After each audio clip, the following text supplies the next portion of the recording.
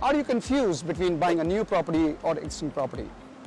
Watch this video if you really want to see the pros and cons of buying either. Hi, my name is Rasti Vaibhav and I'm here among the boulders in the Tunnel Beach in Dunedin.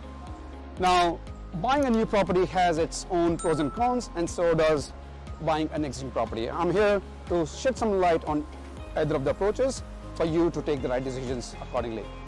Let's talk about new property. When you buy a new property, suddenly there is a builder's warranty. That means the builder will come back to fix any issues that you might have for the next, say, 7 years. It certainly has a better rental appeal. So when you put a tenant out there, they will certainly like the appeal, the design of the property and the freshness, and they might give you a better rent on the property as a percentage.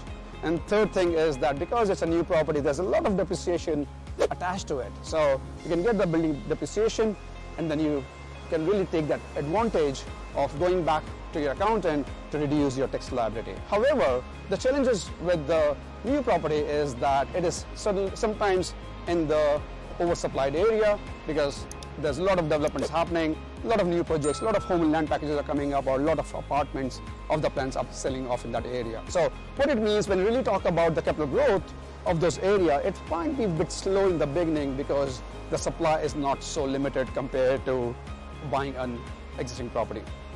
We are also taking some development risk because the property might not be ready, or it's not there just yet completely. It might be off the plan or home and land package. So you as a buyer, you are the one taking the risk on the time, the market, as well as the builder on the terms of the quality. But if you really switch this back to old property, you know exactly what those issues are. Yes, it's not really easy to deal with those issues or to look at the quantum, but with the proper professional help, you might be able to get the right property at the right value. Talking about the value, there's no set value of the old property.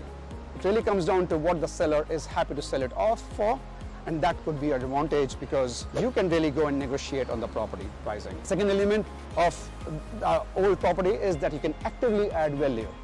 For example, if you just put a lick of paint on the property, you can really add the capital growth of the property, which we call it as a manufactured growth on the property. So you're not really relying on the time in the market. You can go and actively add value in the property. Now, the issue with the old property is that A, it's not really easy to find, and B, it's not really easy to navigate through the whole process of buying the new the process of buying an old property.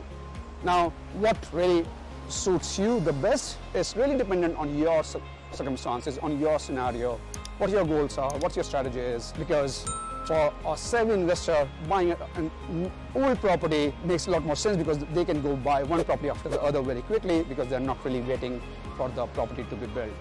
So here we are with the benefits, pros and cons of both elements. What suits you really depends on your scenario. So work on your subjective goals, your risk appetite, for you to conclude which one best suits you. So there's no right or wrong answer. Work it with your professional strategist to work it out what's best for you. Thank you.